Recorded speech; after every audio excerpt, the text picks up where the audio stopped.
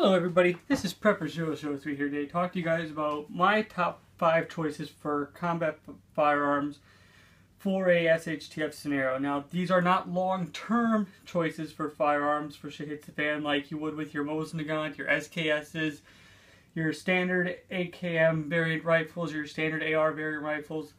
These are just my top 5 choices for a combat-related scenario.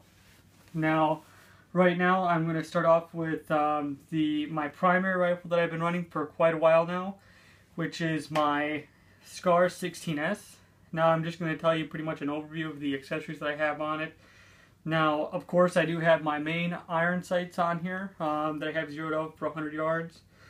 But I'm going to start with my backup optic, which is the Trijicon ACOG TA11F. Now, right now, this is the 3.5 to 35 objective optic. Now, right now, I've been using that for quite a while now. I actually love the optic, but there are some issues if you try to use it for extreme close quarters where you could run into issues. Then I have the Steiner D-Ball I2 and the Surefire M952V flashlight. Now, right now, both of these are IR compatible as well as visible white light and visible green laser. Right now, these are for use pretty much majoritively. I use them for use with my night vision, but yes, I do also use the visible white light on there for extreme quick reaction target identification if I'm not running night vision for night security or night ops training if I have to. Now, I'm just going to quickly say that all firearms have been checked prior to the video. They are all unloaded.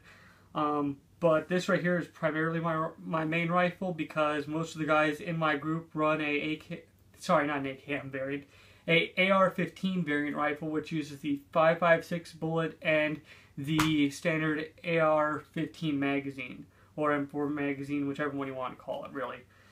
But that's pretty much why I choose these ones right here as far as my main rifle, because it does use that. It is a gas-operated rifle, so that is real nice rather than being a direct impingement. I do get a little bit more reliability and a little bit cleaner shooting out of that, especially when I'm not shooting on that pretty dirty steel stuff that I had used in the past with some of my old ARs.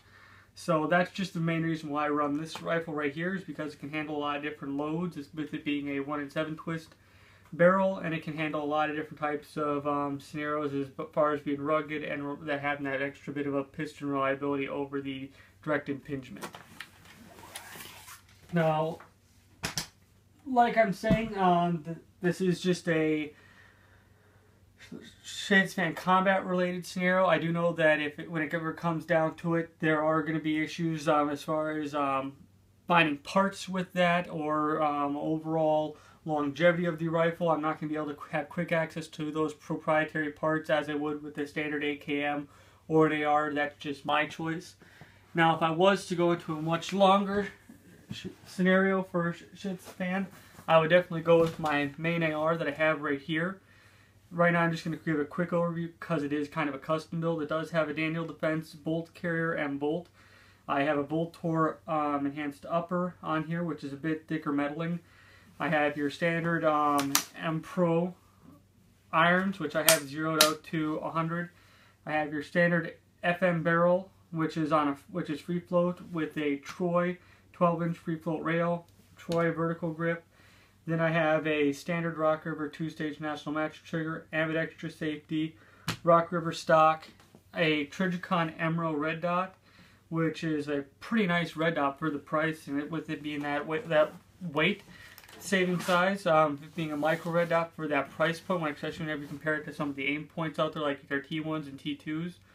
And I just have a throw-on white light right there, which is the TLR1S. I do plan on getting a either a Surefire M600V or maybe a standard M600, just because right now I do want to have that extra bit of chance to having capability of using this with my night vision, but right now I do just want to have a nice white light on there for usage purposes if I need to.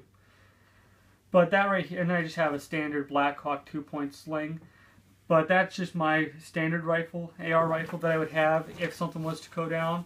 this would be pretty much my go-to for long-term AR-15 survival battle rifles, or sorry, combat carbines. Then the next one is going to be kind of controversial because this is pretty much for more urban operations and everyday use, because I can carry it very easily in a bag or inside of my car with it, especially whenever I lock it up inside the vehicle. But right now it's the Zenith Z-5RS pistol with the shockwave brace, the folding adapter and adapter mount for Atlantic Firearms. I have that on there just so that I can easily fold it up, put it into a bag like I do for my everyday carry bag. I do have a Magpul angled forward grip. Then I have a Aimpoint Comp M3 and a Enforce WML light on there, which is white light. It has the momentary light, or it has the straight light, or you can actually have it where it strobes. But right now that's pretty much just the standard setup that I have right here, and I do have this to where I can easily quickly turn it off, and then I can have my usage with irons, as the red dot does not give me usage with the irons as far as co-witness goes, just due to the mount of the MP5. But I do love this little pistol right here. I am capable, because it is a pistol, by law I can't have this loaded on me in a semi-usage disaster scenario, which is nice for me, but your laws may differ. Mine allow me to do that, especially with me having my concealed carry permit, but your local law may differ. Now I'm going to quickly just move straight on to save on time, my long-range precision rifle. Now I do know that I need to upgrade the optic on it, but the optic is your Vortex Diamondback HP. Like I said, it's pretty much an intermediary optic. I definitely need to upgrade that to maybe a Razor 2 HD made by Vortex, or maybe a Leopold Mark 6 or Mark 8. That all varies. Right now I just have it in a chote stock over the original chote. Well, not the original chote, but the original Hogue stock that came with it, which was touching the barrel, which could affect accuracy. But right now it's aluminum bedded, which is very nice. I have a nice Harris bipod on here. And the original one of the rifle was the Remington 700 SPS, which has a nice 20-inch bull barrel on there. So that's just a quick overview on my precision rifle. Right now I have a lot to do with this as far as training. Right now I've only been able to get a hair under 1 MOA, which is much less than what this rifle is capable of. It can do much more than that as far as accuracy. I have to work with myself on that. But that's just a quick overview on that. I'm not going to stay too much into each individual rifle or pistol. Then I'm going to quickly go over to my everyday carry, which is my Glock 17.